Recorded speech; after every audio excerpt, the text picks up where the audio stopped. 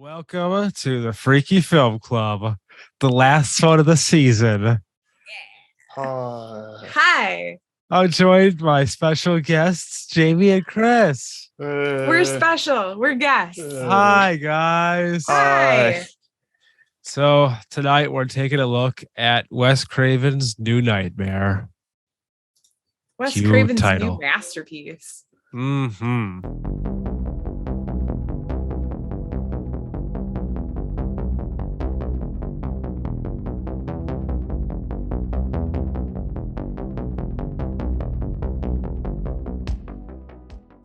Mm-hmm. Very great film. 1994. It was Wes Craven going, all right, everyone, get out of the way. I'm coming back. I'm going to show you how it's done. And do you guys remember the first time you saw it? I don't remember. I know for sure I didn't see it in theater. Okay. I don't remember how long ago it was, but I do know it was one of the first Nightmare on Elm Street movies I ever saw. And probably the only one for several years that I actually saw in its entirety. Interesting. That must have been confusing being the first one you saw. Jamie can't movie watch. I kind of knew it was like one of those, like it was on cable or something. But I knew enough of what the story was to be like, I'm going to watch this. Yeah. All right. I don't think going into it, I knew what I was really in for, but it was fine. With this particular one, I don't think a lot of people did. Yeah. Yeah. Well, and I don't really remember my first time. I'm just going to say the default answer that I've given for every single one of them, probably, and just say cable marathon. There you go. So, all right. So let's get into it. We've got the opening scene, which is the set where they're making and they're making another Freddy movie. Wes Craven's on set, and we've got Heather Langenkamp back at it again. And the animatronic head goes crazy, and it's revealed that this is all just a ruse. Big nightmare. And we have a character named Chase, who is Heather's husband. He's a special effects dude, and he's the one that's kind of working on this stuff at the time that it goes crazy. And when he wakes up, his hand is bloody, right? Doesn't he have like after effect from the dream, like in the morning? You're a little bit on the quiet side. Oh, okay. There you go. A little bit. Yeah. Better? There, okay. Yes. Just put the microphone inside your mouth. Okay. Yeah, I could raise it on. There you go. That's good. That's good. Too. That's good. Okay. All right. So Chase, when he wakes up the next morning, doesn't he have like extra like bit from the dream? He has an extra what? Like cut or something from the dream? I think so, because doesn't he just assume it's from the earthquake? Yeah. Oh yeah. The earthquake. Yes. Yeah. So I actually really like that scene. That was the first time that you kind of see any of the effects in that movie. And I think the effect with the glove is really good. So I really like that. Yeah. So you start to learn in the morning also about their kid. He's kind of a creepy little kid. Yep. That kid sucks. I fucking hate that kid. What? He's but a child.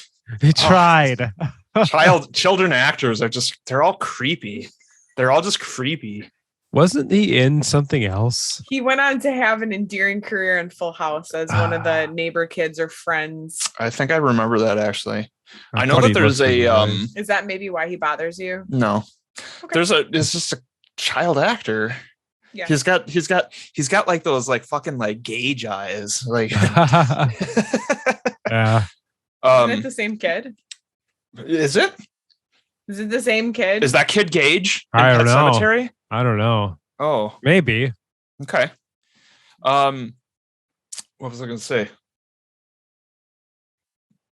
Shit, I don't remember. So it's the next morning, and we meet the kid. Right.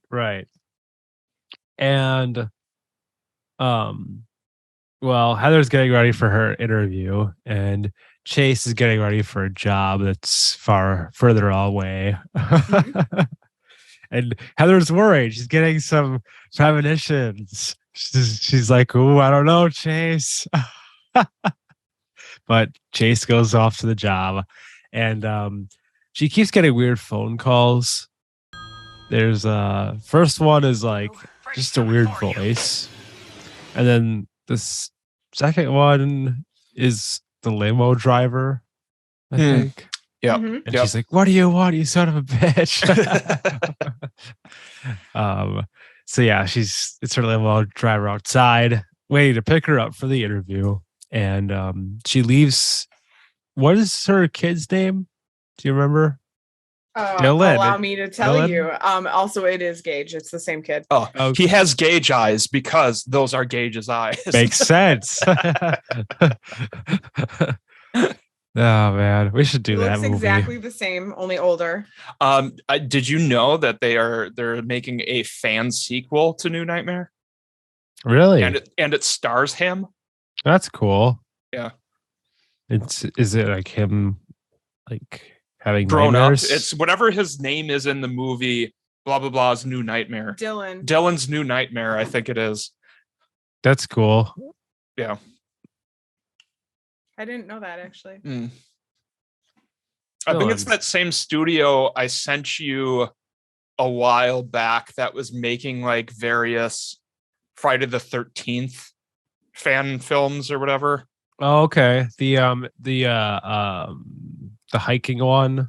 Yeah. That one. Yeah. I think that's all connected, or not connected, but yeah, same. That's a really good one. Yeah, I didn't. Did you end up watching it? Yeah, it's cool. Cool.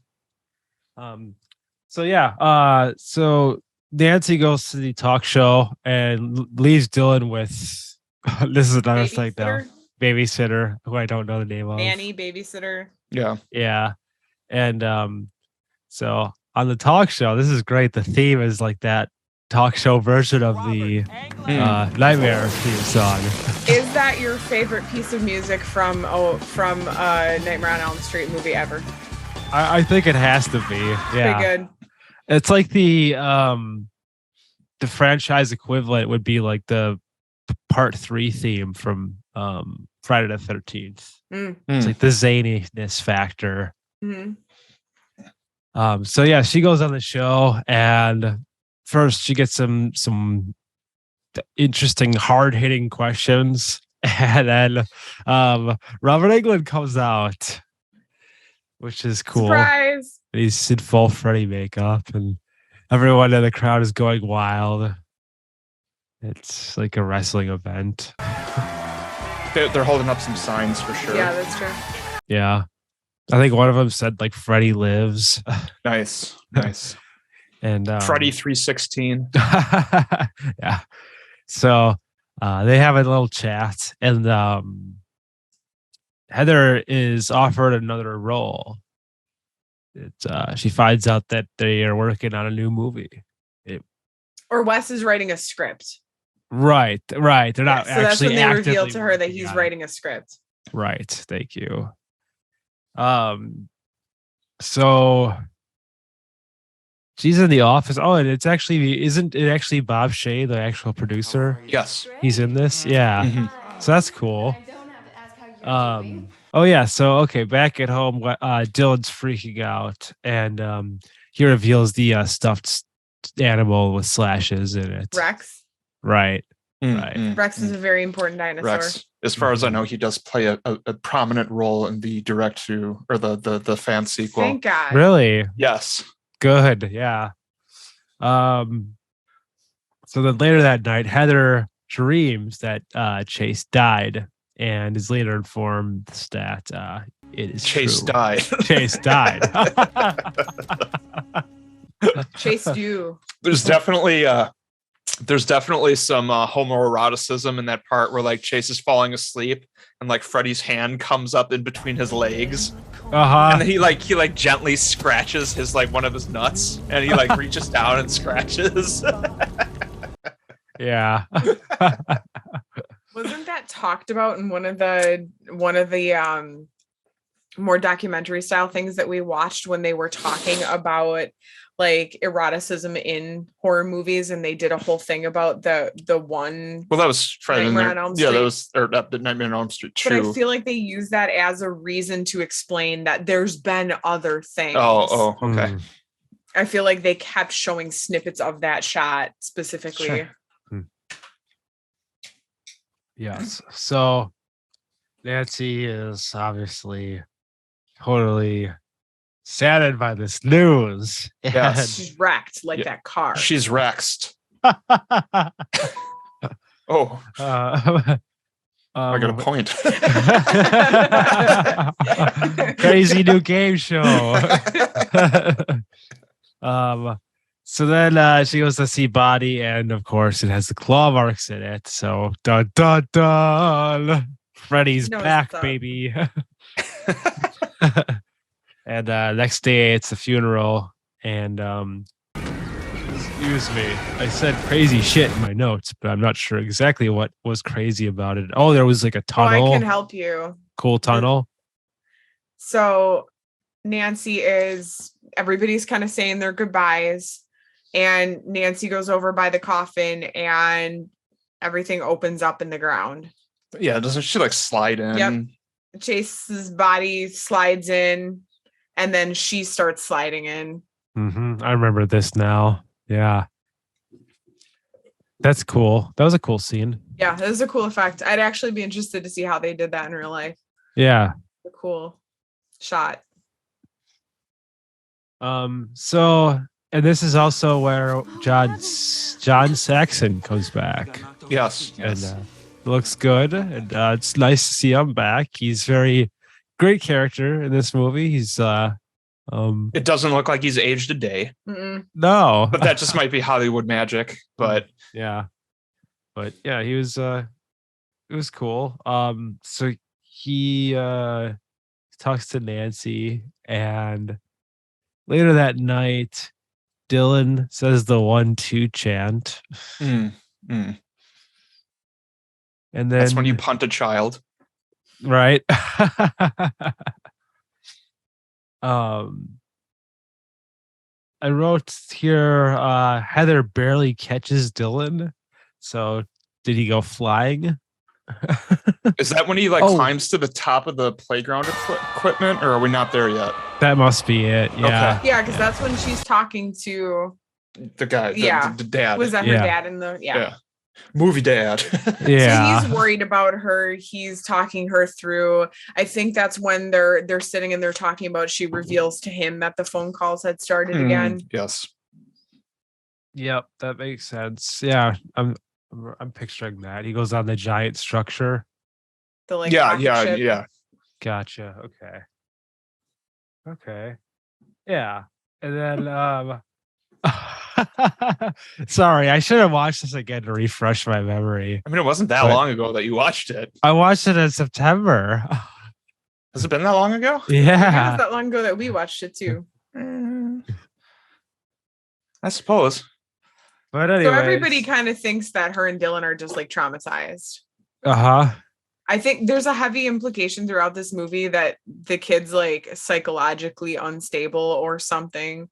There's a lot. I think Wes Craven's also going for the whole like horror movies ruin children and inspire violence thing. Because I think that was kind of one of the scenes where they're just realizing how bad it is. He falls off this structure and everybody is like, oh, he must be really stressed right now. Yep. Stress causes that. Yep. Yeah. To reach your hands up to the sun or something, and praising the sun up there. Yeah. So then Heather calls Robert and starts learning new info. Wes was actually, he had the Dylan part in the script. It's something she finds out. And then the next day, Dylan freaks out in the kitchen. Again. There's a couple Dylan freakouts in this one. Yeah. Who do you think is more annoying with freakouts? Dylan in this movie or What's Her Nuts in that season of American Horror Story? The season about voting and the clowns. Just a lot of annoying screaming. So was that when he had the knife? He like pulled the knife out of the drawer. Yeah, didn't he have like 3 steak knives like taped to his fingers or some shit? Oh yeah. And I also wrote we got the phone tongue homage. Oh yes, excellent. Yep, phone tongue needs to come back. It came back, so that was cool. Yeah. I'd be mad that was more dishes I had to wash. What? He made those knives dirty. Oh. Yeah. So then Heather takes Dylan to the doctor, and Dylan just pretends to take the sleeping pill. Yes, he's a smart. See that he's sly in that scene. It's like, all right, dude, all right, you're not screaming, you're not being a weirdo. Like, okay, good job. So then Heather visits Wes and learns that it's about an evil entity. And when the story dies, an evil is set free. So now that the series is done, the evil is out. New nightmares happening in real time. Wes says that Heather can stop the evil. So there's like a lot of craziness going on right now. It's just like this meta stuff, which is really fun. I love when stuff like this happens. Yeah, I think this is like one of the first like mainstream pieces of entertainment actually kind of went the meta route. But I would say there's like 2 parts in this movie that I really dislike. It's his description of Freddy Krueger in this scene, and it's that real fucking terrible CG of Freddy's arm and hand on the highway. Oh yeah, like oof. Both of those scenes, just that shit's cringe for me. Sure. But I mean, like, I guess like the description of, you know, like fear and evil entities and like, I guess needing a place to exists, but also not be like worshipped. I mean, it's kind of a clever, interesting thing. So I mean, overall the movie's wonderful, but yeah. I mean, having just put together 6 this morning, like this movie is so much fucking better than that. Oh my god. Like, yeah. I think like one thing is like maybe we should start it out with this, but this movie is fucking like weird. There's something going on with the lighting or the way that it's filmed, but like throughout the entire movie, there's like a really weird sense of like dread. Like you feel like weird and dirty for like watching it. Like it's very like discomforting. And I think that's like why it's like so good. Like there's just something weird with it. And it's fucking fantastic. Like I could watch the other ones and like enjoy them, but like I get like weird, like apprehensive feelings whenever I watch like New Nightmare. Like I'll watch it and no problem, but like there's just like I don't know, it's something about the way that it's filmed or like shot there's like a creeping dread throughout the whole movie. Right. Yeah. So then Heather sees Freddy for the first time, and he goes to the hospital and imagines another Dylan freakout scene, or imagined Dylan freakout scene at least. Yes. Need a little freakout counter. Yeah. That kill scene with the babysitter or the nanny is fucking amazing. I think that's the best one in this movie, personally. What it's happens kind of weird though, because it's one of the few. Only one. Yeah, actually. Yeah. Yeah. What happened? Do you remember the kill? What is it? What She gets like pulled up on the ceiling, almost like it was the first movie. Like somebody, like the gravity gets all fucked up and they get dragged up the side of the wall and then on the ceiling. Okay. Yeah.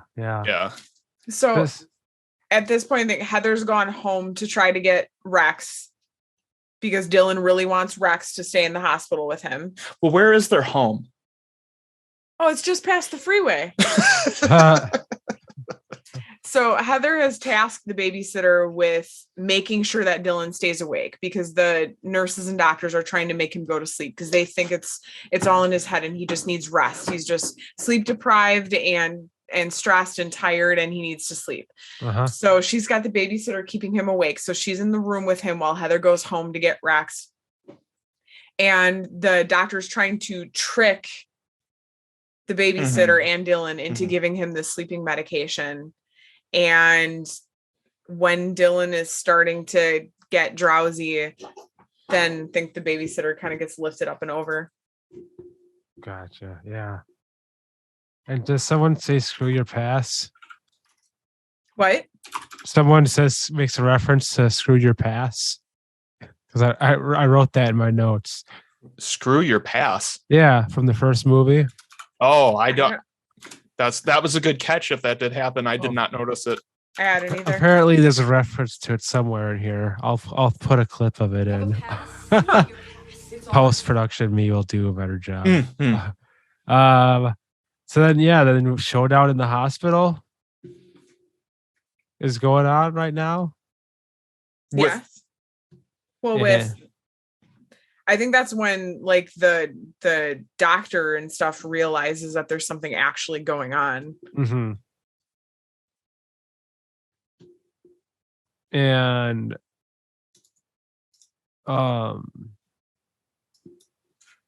Julie's dead, right? Julie is dead.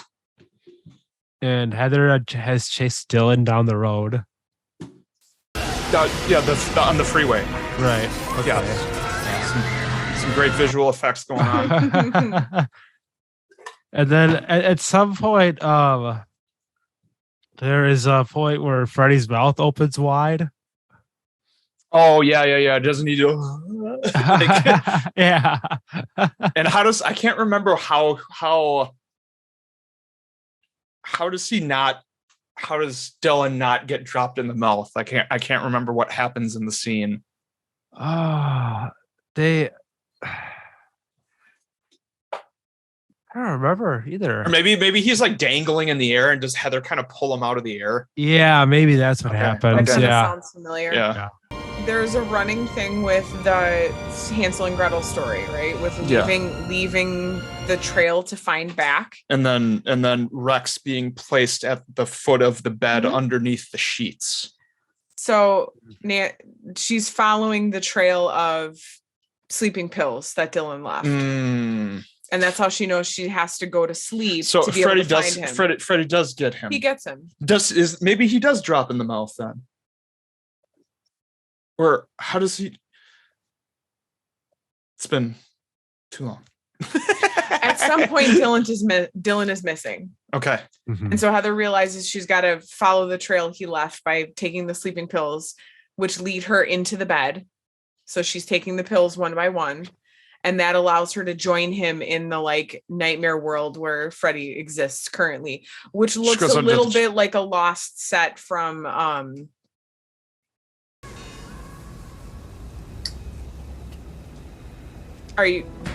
Nickelodeon game show.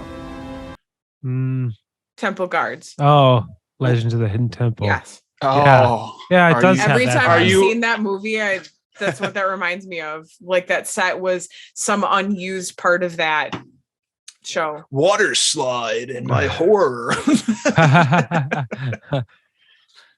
So they're in this weird, like mossy, temple-y ruins. And they're looking around. She's trying to connect with Dylan. And there's some sticky, squashy stairs. Yeah. Yeah. Very yucky stairs. Like in the first one, I think, again. Okay. Nice nod. Yeah. At this Good point, job, Wes. these aren't nods anymore. This is just, yeah. Yeah. So yeah, then I think there's the scene of him going in the fucking boiler, like boiler, furnace, fireplace. Yeah. With large standing space for a child inside. Mm-hmm. And then we get nod to stretching arm. Mm-hmm. Mm-hmm. Yeah. So Dylan's being no, that's when his mouth goes really wide and his tongue goes and it tries to like wrap around Dylan. Oh, it's that part in the fireplace. Yes, because Dylan like stab his tongue or something, and then there's the wacky like Tom and Jerry of like his tongue is like moving around. Yeah. I think you're correct. And then Heather wins. Yeah. Or does she? What a nightmare. Dun, dun, dun, dun. So that was New Nightmare. Just like the franchise. I'm exhausted. But we made it to the finish line. Season 1 of the Freaky Film Club is over. So what's your hell yeah moment? In the movie? Or in the franchise? No, in the New Nightmare. Okay.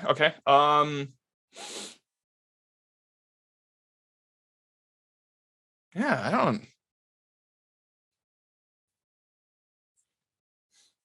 Well, I'll start. I wrote the casket tunnel, so that must have happened during the funeral. Okay. And the scene I think Jamie described. Mm-hmm. Yeah, that's a good scene. That's a good scene.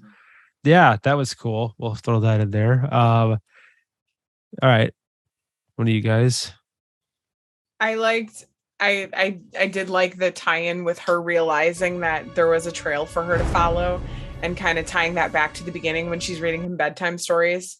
Like he was in distress, but smart enough to figure out how to communicate with her what needed to be done. Yeah. I thought it was clever. I think like when shit just starts breaking is when the good moment is when her movie dad tries to act like real dad. Yeah.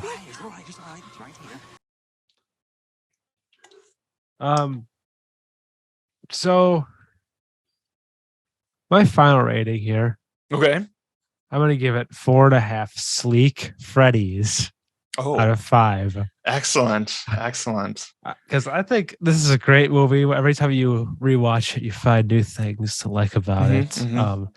It's a good length too, like an hour and 40 minutes, I believe. Yeah. Somewhere around there. Yeah. And so it's like it almost is almost like to the point where you could be like, maybe just a little more even give me. It was because there's a lot of cool things going on, and I'm gonna have to watch it again because clearly I don't remember a lot of it.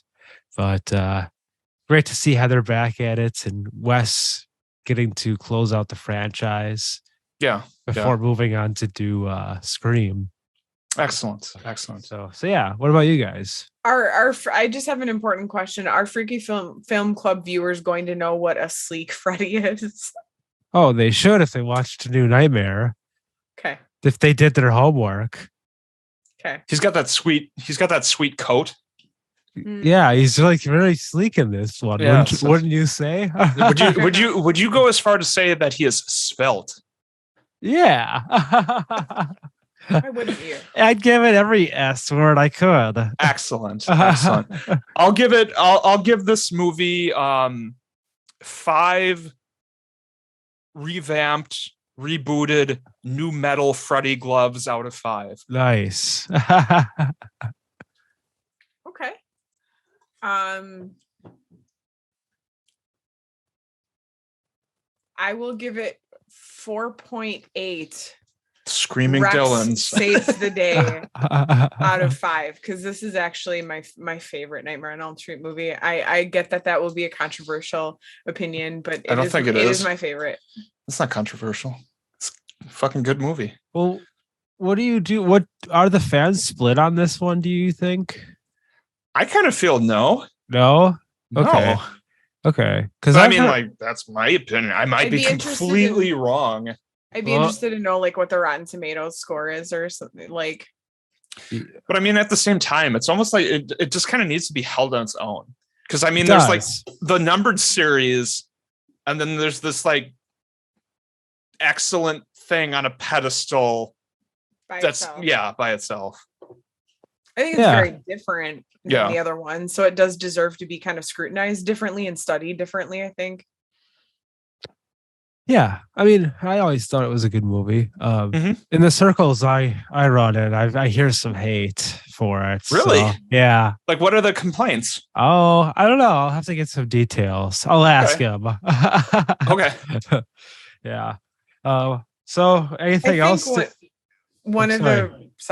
think one of the reasons I really like this one too is that this was my first real exposure to seeing Robert Englund as himself, so to speak, and I just like him. I don't know. It was fun. You've never seen V? No. So I thought that was really cool. I think he plays himself well in this movie, and it was fun to kind of see him that way. Well, thanks for having us. It was fun to be on the finale. Yeah, it was really great to have you guys. Yeah, thank you. I'm glad. I knew you guys. Well, you especially. I knew he was a fan of this film here, so we had to get together for this one. So, we'll probably see each other again for season 2 of the Freaky Film Club or another episode of MPS. All right. Okay. Bye. Happy Halloween. Woo-hoo! Time to go at it.